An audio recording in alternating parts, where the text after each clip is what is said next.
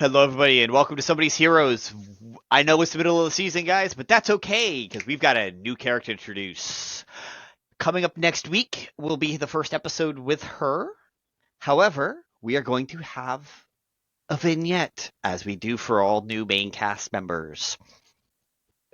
For tonight, I'm Eric, I'm the Dungeon Master, and we are going to go ahead and get started and introduce our new character as her and her advisor are approaching the ruins of an ancient city known as Tal'ashan.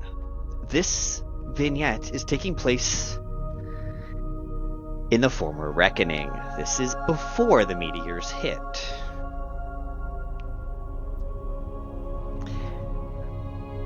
What do we see as Aina and her advisor enter these ruins to explore this temporal anomaly in the red steppes? When people see Aina in this year zero, as it's later called, they see her as a tiefling woman with tan skin, brown eyes. Her hair is done in a kind of complicated braid style, and she has black horns that curl back, and she does have like a pesky piece of hair that never quite stays in the updo, no matter what. And she also has a silver circlet that she can't take off the way it sits under her horns. And she also wears, right now, she's just in her travel garb, which is just a pink ornate ball gown and heels and a pouch on one side that she carries, as well as she has her spellbook kind of slung across her shoulder that is just chock full of spells and notes. And aside from that, I think that's Aina. I think that's as we see her now. And who accompanied her on this excursion? You would see an individual around 6'3.5" ish, deep brown skin, juxtaposed to the very bright, piercing, almost white gold eyes that he has. He wears what seems to be some type of suit of some sort, white pants, white button-up, white vest, the cloak that kind of hangs off, custom to the vest and the whole garb, also kind of white, but a little more transparent and flowy. Not meant to be show off but still can be a statement piece in itself. Some type of a white boot / dressy shoe. He wears pieces around his arms that are like bracelets, golds again, keeping the color story apparent. He does have his two his ears pierced, the upper region. A very soft but kind of, for lack of a better word, cocky demeanor about him. He has very low hair, faded on the sides as well. And again, that's more of a darker tone, also carried through his eyebrows as well. And he does have a small goatee. And on his shoulder, most likely, no, probably in a tree or somewhere floating by, is a grayish silver looking pseudo dragon. Is it gray silver? No, it's more like a grayish. It's weird. It's a grayish silver, but it has like a golden undertone as well. It kind of shifts through these colors. Just very much a dweeb. This pseudo dragon is, as it stares. And this character, Raphael, is about maybe 3 feet behind Aina, hands crossed over his crossed over his chest, and just watches as they walk in a ball gown and heels on this travel excursion. Now, one thing that both of you forgot was to introduce yourselves as players. Nah, not needed. No, that sounds fake to me. Yeah, skill issue, Eric. So, Abigail, go ahead and introduce yourself, and then we will let Omega do his. Hi, I'm Abigail, and I am playing Aina Neandor. Yep, and I'm Omega, also known as Cryptbard across all social media channels. My pronouns are he and they, and I am Aina's advisor, Raphael. Also he, him. All right, so, Aina, your notes that you've been taking through various scry methods and other stuff like that says that the temporal anomaly is in the center of the ruins. You just entered the ruins, but in the center you see what used to be an ornate palace. So there's all kinds of marble columns and golds that are art that have aged. Couple of well patinaed copper pieces, several statues and stuff like that as you guys continue walking towards the center. Anything you guys want to do in these ruins, feel free. I think she's probably got like a scry orb that she's looking through and like trying to conjure up the things she's seen before around here, and is figuring out like, okay, so we need to get to the center of these ruins to find this temporal anomaly.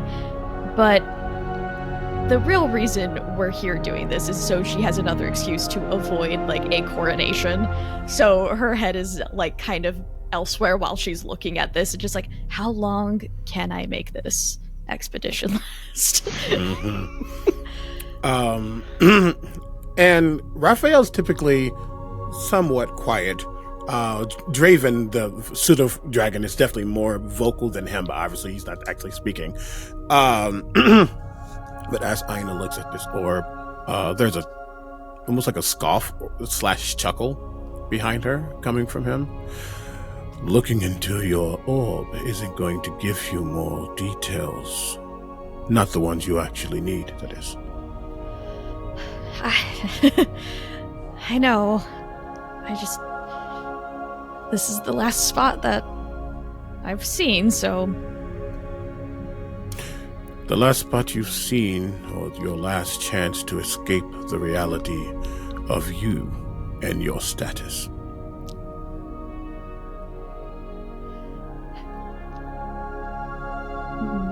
Yes. To both. And I resent the fact that you know me that well. I have an obligation to know you. Know every intricate emotion, every trick, every need, every random excursion, even though this could be more important. But I don't judge. That's not what I am paid to do, even though there's no payment here. You can judge. I was just going to say there's no I do. here, I just yeah. don't do it out loud. Okay, I appreciate it. I appreciate that. You know what I'm judging right now? But like in a good way? The fact that you have somehow outfit matched yourself to these ruins completely. And she looks at the marble and gold ruins and the white and the white outfit that Raphael is wearing. I think he does look, and again, he probably grins a little bit. What can I say? They have good taste. It's nice. Also, I find if I am very clear about my intentions, sometimes you can do that with your dress. Not wearing flashy colors, being very blunt. Can't really hide things on white, can you?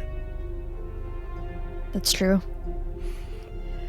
Well, it's fine. This is just a day gown. All my nice stuff is back at home. As if that's not nice. It's fine. It'll do for now. As long as we don't talk to any officials or anything like that. Oh, the privileged and their lack of perception. Again, I don't judge. No, you're right. You're right. this is stuff I do need to consider. He will step forward and like kind of lean over, looking at the scrying orb, trying to see exactly what she's looking at. So, temporal anomalies, little pockets of time. Why do we think this is happening? That's what I'm hoping to find out. The other places just... They felt out of place, but there was nothing beyond that. And this is the last spot. If we can't find anything from this, then... What are you hoping to find? An excuse? An extension? As if finding out information about an anomaly is going to prevent you from your own crown. And he like taps your diadem. And there's like as he taps it, there's a soft, a very... Electricity isn't pleasing. But there's a very gentle shock that goes through. It's almost like a tickle. Yeah.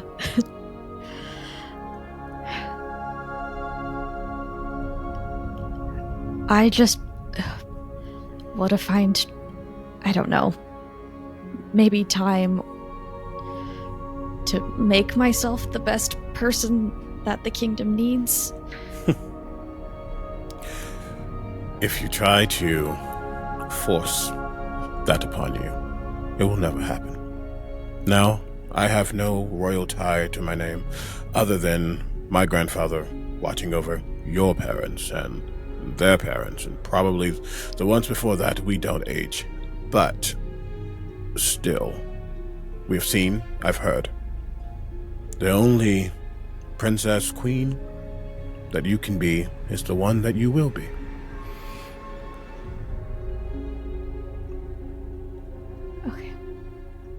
Okay.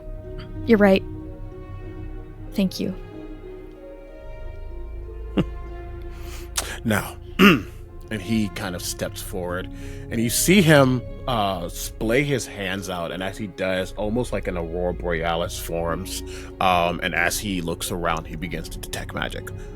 So, what exactly do we want to see?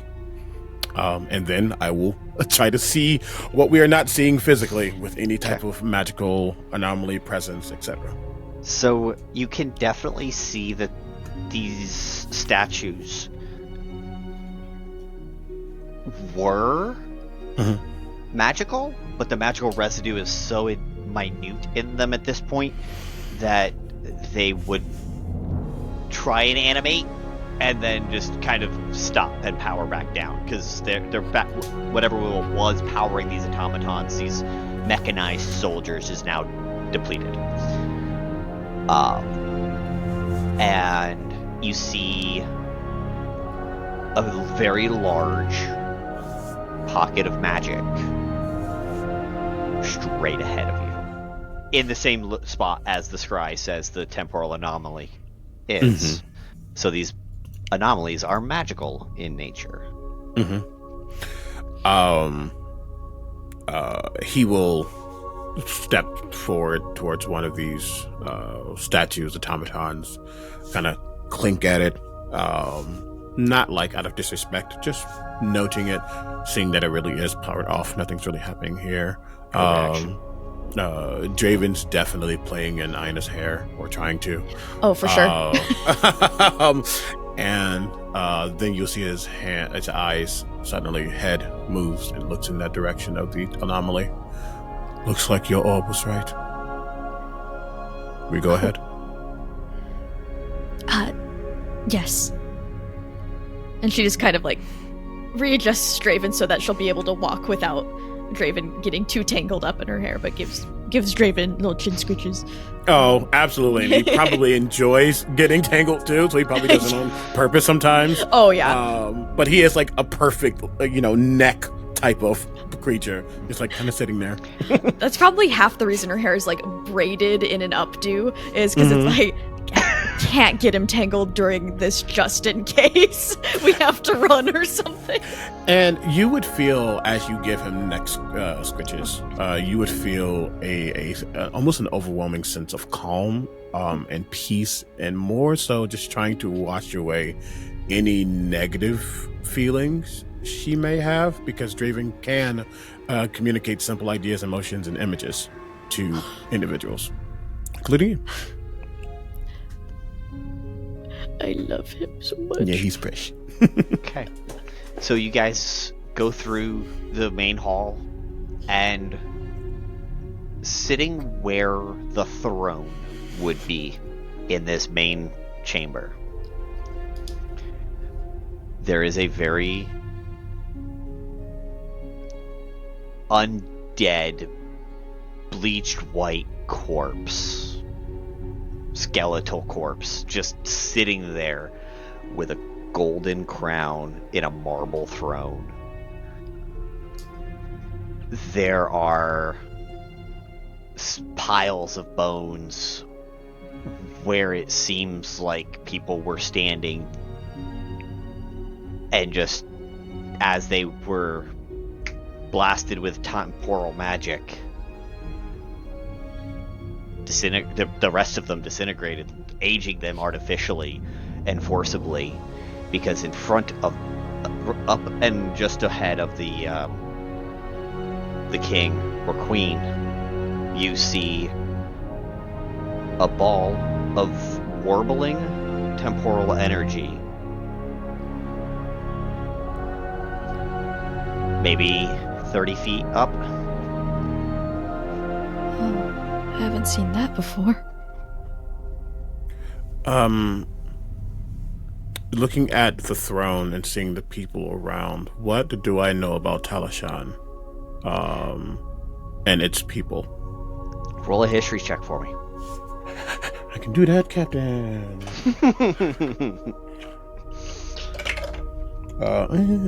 16. Okay. So it's weird. You and as an Aasimar, you know a lot of history, but for some reason, even your memories of recollections and readings that you've had from this area seem to have had a blip. Like, it looks clear and clean, and it was the seat of a very vast Mesa-based empire out here on this portion of the continent. And then the next thing you remember reading is that it was considered a lost city, like it never existed, but it's one of those kind of things. Like, you know it was done this way, and then something changed, you don't know what, and now you only remember reading about it being a lost city or an ancient city. Okay. Something wonky happened, obviously. Yeah, clearly. Yeah, I think you would see, just because of the situation and not really knowing what to expect. I did not describe that he does have a long, again, keeping with the theme, almost white marble staff. And there's like striations going through it, and every now and then you almost see like a light white, gold, bluish kind of colors flow through those striations, clearly hinting that there's a magical or arcanic power to it. And he'll just kind of grip his hands around that staff. And as he does, you're going to see almost like a heat wave echo over himself as he casts mage armor, just to be safe. There's skeletals here. Yeah, I would too. But as he does, you will see him suddenly float up 10 feet just to get a closer inspection. You'll see gusts of wind and that kind of electrical power float beneath him just for a moment as he just gets a little closer to see exactly what's going on before he'll land back down. But just a little bit closer to the time magic to... Perception or investigation check for me. Okay, love that for me. Draven, most likely, as I fly forward, Draven gets off of Ina's shoulder and flits up next to me. Can Draven give me the help action? Absolutely can. Thank you.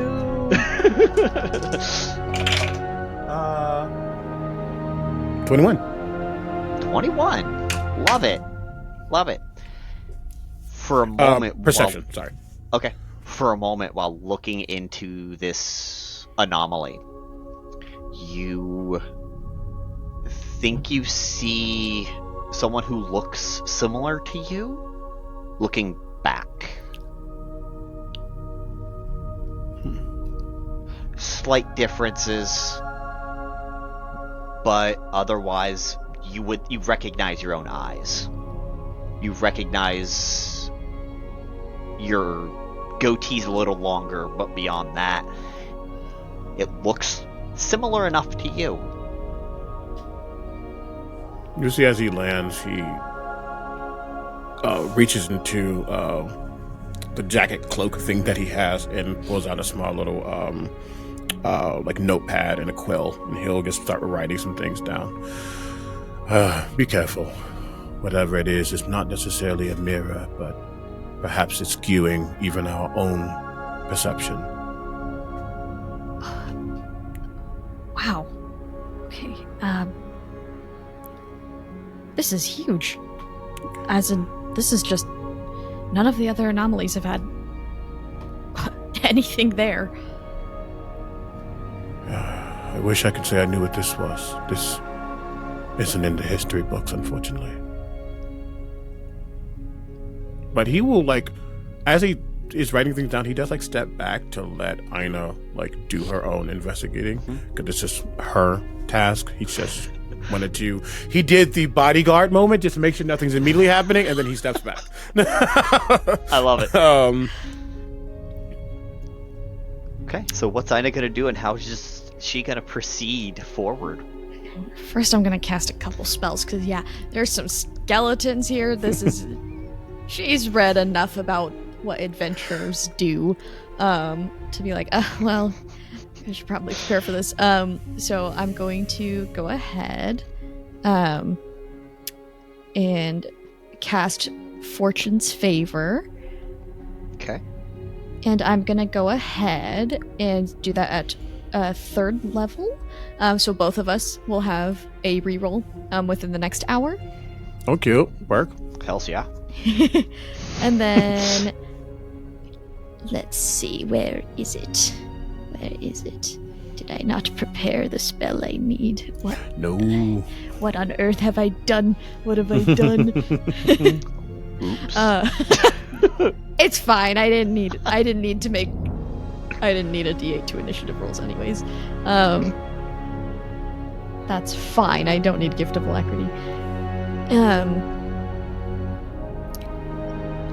Yeah, I think Ina's just going to set them up for success with that, and just holding the orb as almost like she's kind of fidgeting with it. It's kind of more just something for her to hold right now, as she's kind of like mentally like probably taking notes in it.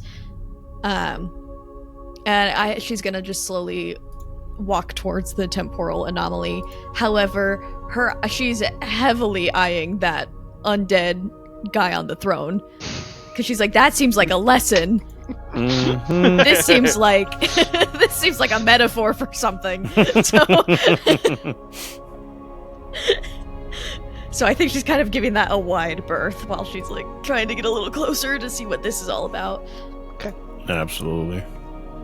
Go ahead and make an investigation or perception check. All right, Or we'll go investigate. even an Arcana check in Ina's case. You would see Draven will fly back over and nuzzle, because he's not needed anymore. But as he nuzzles, again, that sense of peace and tranquility comes over you. But a little bit of a guiding hand. Guidance. I appreciate that so much. I'm also gonna already use my reroll because that was a natural one. Okay. Well, So we're gonna Ina's first roll. We're just nat gonna one. retry all the things. This is the thing. My rolls are so bad. They're so mad all the time. But yeah, we're gonna use that guidance. So that's an 8 plus 3 from the guidance is 11 plus 15 from Arcana. So that's gonna be a 26. 15? I'm a little busted. Turning an 8 into a 26. Wild. And I'm the advisor. How does this work? I couldn't have done this without you. She couldn't have avoided taking the throne this long without you.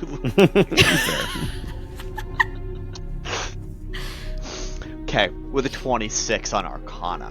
Whew. Okay.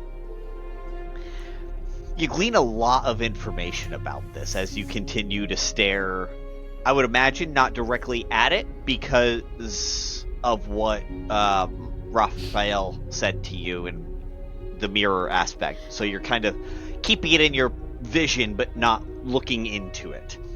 So as you're analyzing this, you can tell that it's temporal energy. Obviously, this was some kind of bastardized combination of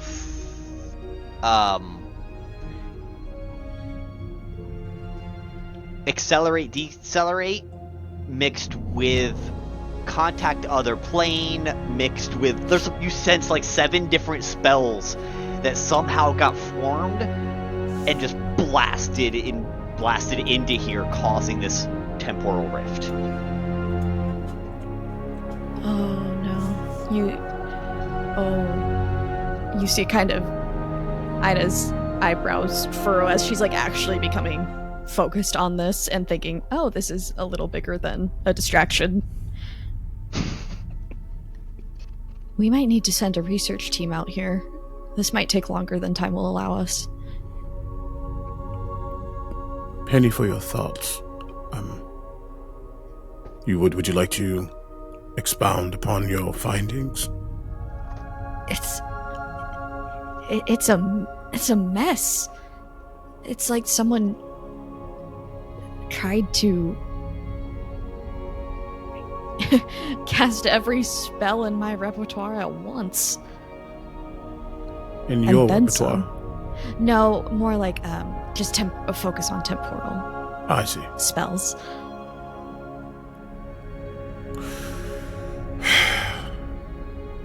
What could do such a thing? I've seen wizards attempt to create their own. I've seen them fail at creating their own. If you're saying that they are just combining multiple arcanic rituals, the question is why? And when? And when, yes. You see him look back up, just getting a weird feeling about seeing himself. But doesn't really attempt to show that. Agreed. You'll see he'll write back down, research team, etc., just writing some notes. When we are back, we will get on this at once, if that is your wish. Yes, and we'll make sure they're properly equipped. That way, if they need a speedy exit from here, they can. This doesn't feel right. Not in any sense. And as on the word sense, a new one of your 5 senses, you start to hear a very light warble sound. Like it's actually like an audible tone of magic just emanating from this anomaly. It was not making sound earlier. Immediately, it's not like he's super fast, but he gets directly in front of you. Or at least in between you and the time anomaly. Stand back. We don't know what this is, and honestly, we should not linger more than we should. It might be we may have disturbed its home. If it's sentient, we might need to... We should just go. Even more reason. That is true. And he will almost like push. Yeah, just kind of like, we should go. Begin to walk, give like one more look at it, but begin to follow, still keeping it in between or him in between it and her. Okay. Perception checks from both of you as you're leaving the ruins. Okay. Yeah, I'm so good at these. And I'm so good at rolling. 21. 6. 21. Just a 6? Oh yeah, that's a 4 plus 2. Oh. Oof. Ida, you know where you're going. That's the door. The door. Good news. Good news. Your advisor is looking around at all fronts, right? Mm-hmm. You don't hear it, Aina, but Raphael, you do. You hear this thunderous boom occur in the sky. When you look up, you've seen shooting stars before, Mm-hmm. but not fireballs coming from the sky, descending straight downward. You can't quite math out their trajectory right now, but they are coming down towards the surface of the planet, of the world. No. Oh, my bad. Never mind. How about we say no to that? No, he will, let me check one quick thing. You can't quite tell how many, but it looks like there are 5, possibly 6 very large of these fireballs. Jeez. With micro... You've probably seen the Meteor Storm spell cast before. Mm-hmm. It looks like that, but significantly bigger. So it's fair for you to understand these are meteors. Seeing this, it's not wordlessly, unfortunately. It could be. It's not wordlessly, but he says, sorry, look up, bunch of meteors beginning to fall. There's a moment where, like, almost he becomes one of the automatons and becomes very statuesque. Not forgiving himself for even giving this a moment of pause, but he immediately grabs Aina. He snaps his hand. Draven disappears. But snaps his hand, grabs Aina and said, "We're going." And as he does, you take one more step. If you move, and suddenly you are standing in a almost like a spherical door as I cast Dimension Door. Distance spell with that, so it is 1,000 feet, not 500 feet. I love that. Because no. Because no. How about that? And I'm just intending to get us as close as we can back to where we were.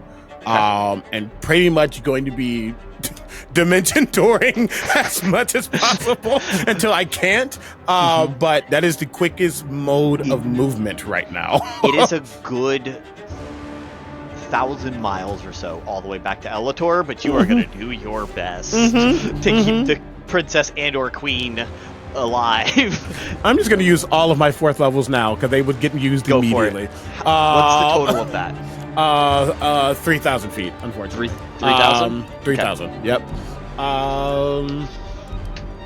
998 miles. 998. Sorry, I'm sorry. And it's probably a little bit shocking for you, Aina, because this happens in technically less than 9 seconds. Because I bonus action with this as I quicken it. Yes. So it's like doom. Yes. Let's go. Yeah, he's not playing. That is how advisors save your life. But and even just as we pause, getting out of that temporal clearing, he knows it's not coming down fast. I mean, it's coming down fast, but it's not going to be here in 2 seconds. No. So as we pause, looks up again. What is happening? Okay, so the meteors have obviously been traveling their distance. Yep. What you see is 3 of them are clustered, heading for a spot closer than the other 2. The other two are paired off, and they are headed way off in the distance. Still likely to be on this continent based on quick mental math, but not necessarily here. The others look like they are going to land significantly closer, but you still can't quite math that out. If one of you wants to try, go ahead and give me an intelligence saving throw. Okay, yeah. Let's let the wizard do that. That's a natural 20 for a 30. Let's go! Let's go! I can roll above a 10. Based on Ina's real quick math, they're gonna hit home. We have to go. We have to go now. And or nearby that. They're gonna hit the Zephyr plane in general where Elitor sits. We have to go now. What a nat 20 to get. Oh gosh. Yeah, I'm just going to take Raphael's hand. I'm gonna cast teleport to try to get us home using the orb I've been nervously fidgeting with as my object of focus, to get us back there with no mishaps. Perception checks as you're leaving real quick. And did Raphael want to do anything else instead of go with her? I think he would go with. No, yeah, he would absolutely go with her. He's not going to stay here. He can't protect her from far away, but at the very least, once they're back in any type of arcanic safe hold, doesn't know exactly if this is a magical means, if this is something natural coming out of the sky. Wall of forces have blocked more for less, right? So at the very least, getting back to home, and then going from there. There's a 22 perception for me. 7. Okay. I know you're casting a spell. Yeah, I'm so busy right now. Your eyes are glossed over with magical energy as you are just reading the magic to get you home and find your destination of Elitor. Raphael, you happen to hear as this teleport is starting to go off, you hear that warbling sound concuss at just and wash over you and Aina both as Aina casts that first teleport. When you guys get to roughly where you were trying to get, you get bounced back and are now on an outcropping looking over like a cliffside looking over the city of over the capital city of the Kingdom of Elitor. As a wall of force had been put up to protect the city, you were not home. The advisor that was left in charge saved the people and said, "She's not home, I don't know when she's coming back." Boom! Save the people. That makes sense. And he knew that in a, hey, Doomsday Lesson 101. Yeah. We close off everything if things are bad. Which makes sense. Yeah. Do not wait for the bourgeoisie to be home for this. Yes, do not wait at all. No. Fair. You, in fact, see as one of the vessels that was on its way in to the city got cut in two as the wall of force went up in between the middle of that ship that was coming into dock with a fresh load of cargo or whatever, right? Like, just, and it's sinking. People are getting off into the rowboats on their respective sides and doing whatever they do best, which is try and survive. I'm gonna give you guys a chance to do something, as these meteors are still coming in closer. Like, it's only been less than 20 seconds. Yeah, thanks. Yep, love that for us.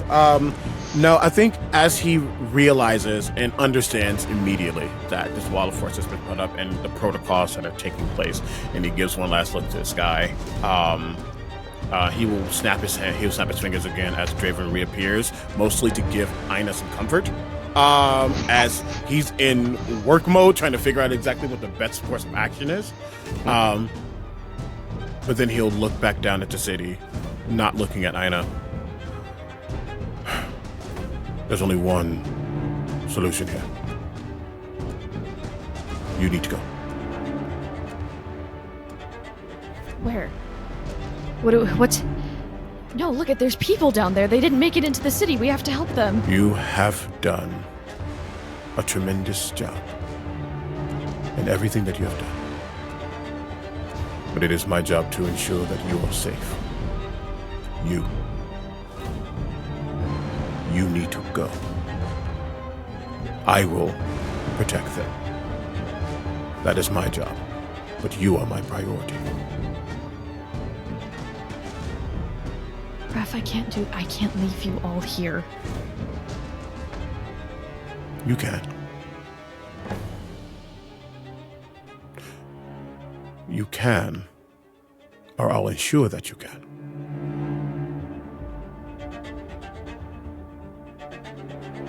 She's just going to kind of straighten her shoulders. And her lip is kind of quivering at just the... trying not to let all the emotions out right now. You'll defy me? He turns his head slightly. And there is, even though he's trying to keep it together in the sense that this is a very serious issue, calamity that's coming upon them, you see a grin still upon his face. The little princess who he has watched for so long now, standing up and being the queen that she was meant to be. No, Your Highness. I would never defy you. But you need to make a wisdom saving throw, please. You don't know this is happening as it's subtle, as I cast Yeah, don't worry suggestion. about it. I might have a +7 to my wisdom saves. However, that was a 3. And your dice have sucked. They always do. But I do suggest you find your way out of here. I'm casting suggestion.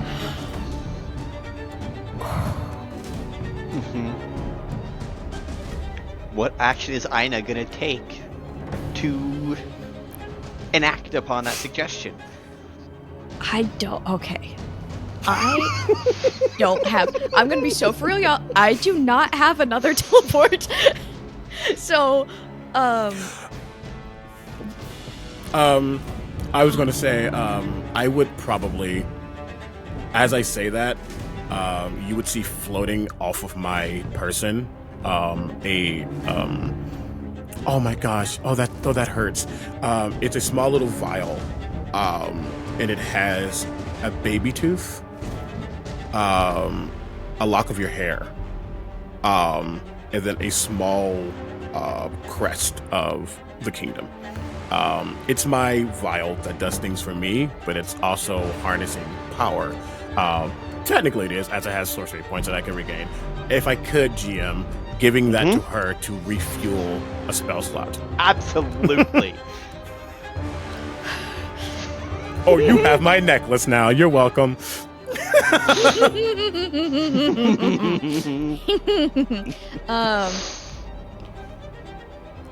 All right. Yeah, I mean, I will. I am under the suggestion spell. I am going to. I think what you see from her is like she was going to like reach for your arm as like, what are we gonna do? And then the spell takes hold and her arm just like drops into the position and her eyes like go kind of blank and she goes to cast teleport. However, she's casting it for any willing creature around her, so she is hoping you will go with her. But that is the only part of her that's like. There is like, please, I cannot handle any of this without you. Like, and thinking back again to that temporal kind of issue, this thing, and seeing himself, he knows that it's not a mirror because it looked too different. He sees this world not necessarily about to come to an end, but something going to happen. But seeing that time means that there is survival in some way, shape, or form. And if he survived, hopefully she did. And as she begins to use this teleport, you would see a tear coming down his face. Do not worry, little bird. You'll see. And as he says little bird, almost like melting, you'll see his cloak begin to shimmer and become gold-like, and suddenly 2 large wings appear. And you will see, as your teleport begins to take hold, him shoot into the sky and begin to hold his hand out as he casts telekinesis upon one of the meteors coming down to try to hold it at bay as much as possible to make sure she gets away. So as you're flying up, you get up high enough, you're at that like 30,000 foot marker, you can see a lot of the landscape below you. Coming up out of a volcano behind you, there is a very large, gargantuan-sized dragon made of magma that is coming up to try and help catch one or more of these things as it is being pushed back. You see Draven sees the dragon and like cocks his head and then like gets like kind of pumped up and like can't help but is trying. Maybe that's them in the future. They don't know.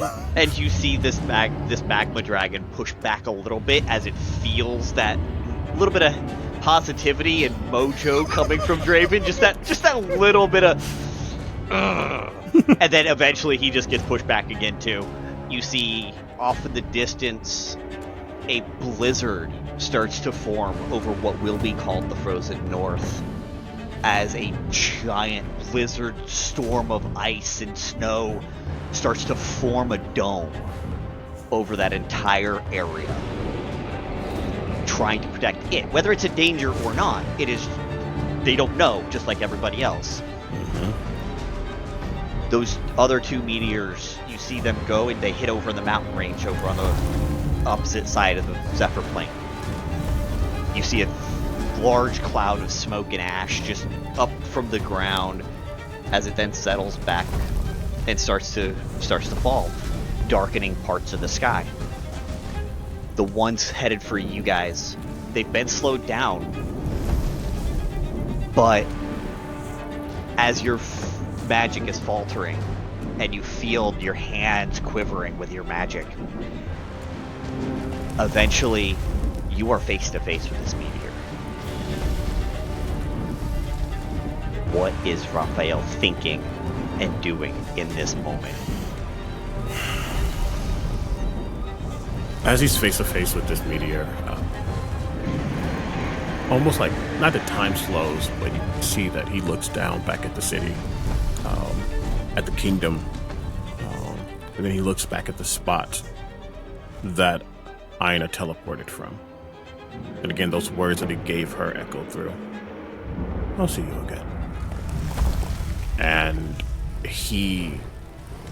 one last burst of power to try to hold it off as much as possible, but he knows it's not going to work.